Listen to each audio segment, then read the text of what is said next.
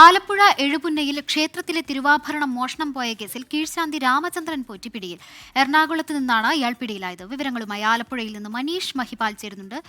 Manish, good evening. കള്ളൻ കപ്പലിൽ തന്നെ എന്ന് പറയുന്നത് പോലെ തിരുവാഭരണം മോഷ്ടിച്ചത് കീഴ്ശാന്തിയാണ്. ഇയാളെ എവിടെ നിന്നാണ് പിടികൂടിയത്, എങ്ങനെയാണ് പിടികൂടിയത്, ഒപ്പം കീഴ്ശാന്തി എങ്ങനെയാണ് ഈ തിരുവാഭരണം മോഷ്ടിച്ചത്? മനീഷ്. ഈ രാമചന്ദ്രൻ നോറ്റി എറണാകുളത്തെ ഒരു ബാങ്കിൽ ഈ സ്വർണം ഉരുപ്പടിയുമായി എത്തിയത് പണയം വെക്കാൻ എത്തിയ സമയത്താണ് രഹസ്യവിവരത്തിന്റെ അടിസ്ഥാനത്തിൽ ഈ അന്വേഷണം നടത്തുന്ന അരൂർ പോലീസ് സ്ഥലത്തെത്തിയത്. നേരത്തെ തന്നെ ഈ പ്രതി ഇതര സംസ്ഥാനത്തേക്ക് കടക്കാനുള്ള സാധ്യത മുന്നിൽ കണ്ടുകൊണ്ട് ആലപ്പുഴ ജില്ലാ പോലീസ് മേധാവി മോഹനചന്ദ്രൻ 3 സംഘമായി തിരിച്ചായിരുന്നു ഇയാൾക്ക് വേണ്ടിയിട്ടുള്ള അന്വേഷണം വ്യാപിച്ചിട്ടുള്ളത്.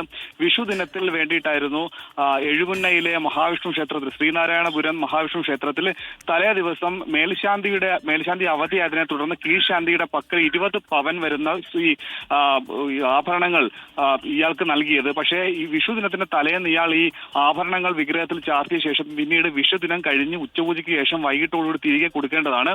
പക്ഷെ തിരികെ കൊടുത്തില്ല. ഉച്ചപൂജയ്ക്ക് ശേഷം ഇയാൾ ഈ വിഗ്രഹത്തിൽ നിന്ന് ഊരിയ ആഭരണങ്ങൾ അവിടെ നിന്നും ഇയാൾ അതുമായി കടന്നു കളയുകയായിരുന്നു. ഇയാളുമായി ബന്ധപ്പെട്ട കേസിൽ നേരത്തെ തന്നെ ഈ മേൽശാന്തിയെ പോലീസ് അന്വേഷണത്തിന്റെ ഭാഗമായി വിളിച്ചു വരുത്തി ചോദ്യം ചെയ്തു. പക്ഷെ മേൽശാന്തിക്ക് ഇതുമായി ബന്ധപ്പെട്ട് പങ്കില്ലെന്നാണ് നിലവിൽ പോലീസ് ലഭിക്കുന്ന വിവരം. ഇയാൾ ഈ ഉരുപ്പടി ലഭിച്ച് തന്റെ കയ്യിലുള്ള സ്വർണ്ണാഭരണങ്ങൾ 20 പവനുണ്ട്. പക്ഷെ മുഴുവൻ സ്വർണവും ഇയാൾ നിലവിൽ ഈ ബാങ്കിൽ എത്തിച്ചിട്ടില്ല. അങ്ങനെയെങ്കിൽ ആ സ്വർണം ആരുടെ പക്കലാണ്?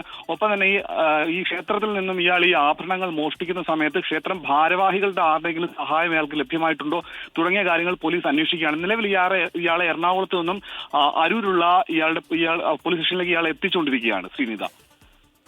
ശരി, മനീഷ് മഹിപാലാണ് ആലപ്പുഴയിൽ നിന്ന് വിവരങ്ങൾ നൽകിയത്.